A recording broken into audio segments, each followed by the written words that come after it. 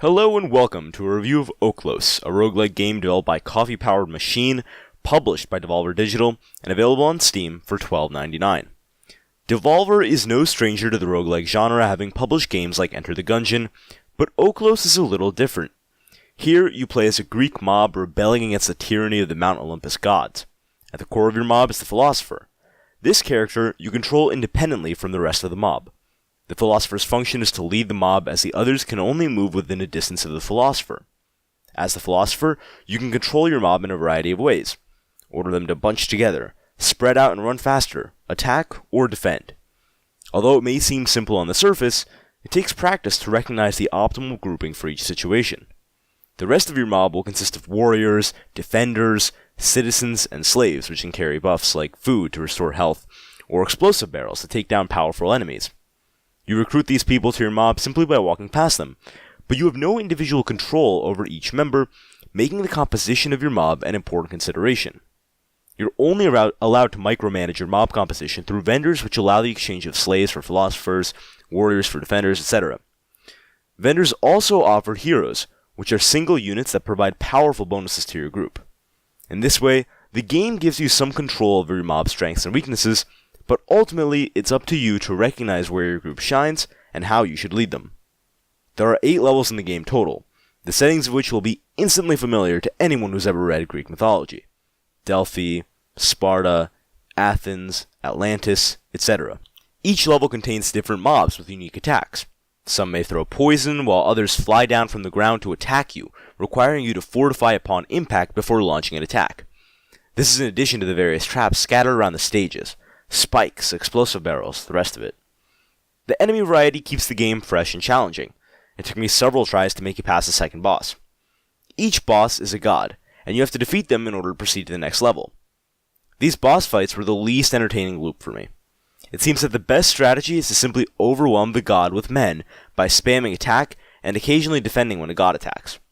Dull boss fights aside, the game shines during the stages when you're simply wreaking havoc on the Greek world. Breaking down buildings, tearing through trees, and slaughtering the enemy masses. This chaos is wildly entertaining at first, but it doesn't entirely make up for how repetitive the game can be. More on that later. Performance-wise, the game runs great. I maintained a smooth 144 frames the whole time.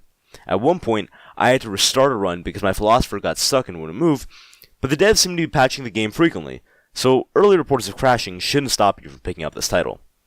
Graphics-wise, the pixelated sort of retro style meshes well with the devs' interpretation of the ancient Greek world. Some stages, however, did lack personality. Whereas Atlantis was water-filled and exciting, Athens was dull and felt like a rehash of Delphi. There's no voice acting to speak of, hardly a problem in a game built around destroying things, and the music was just okay.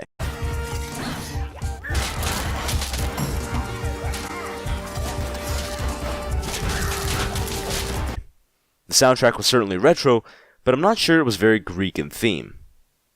Moving on, the game does a poor job of explaining the controls, but they're easy to use once you get the hang of them. I used the Xbox One controller virtually the whole time. Keyboard controls seemed clunky, but they're doable if you don't have access to a controller. At times, the AI also appeared clunky, as members of my mob would get stuck behind rows of trees or between buildings. On the whole, however, the controls felt responsive, and the mob seemed to follow my command.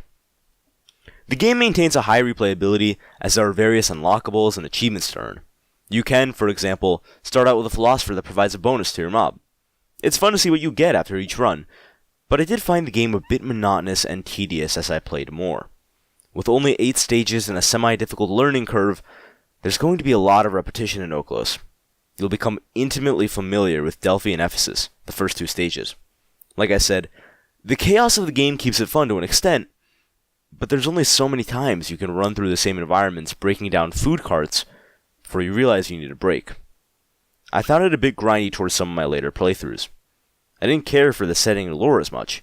I just wanted to get through the run as quickly as possible so that I could see how far I got and be done with it. Again, I feel this is largely due to the fact that there are 8 stages in the game. Only 8 stages, that is. While the layout of the stages may change each playthrough, the environment and feel remains the same. Sparta just isn't exciting the 4th time through. Atlantis' waterworks don't deliver the same splash the 3rd time. Overall, I'd recommend Okhlos to fans of the roguelike genre, and to anyone who's intrigued by the stampeding and chaos it offers.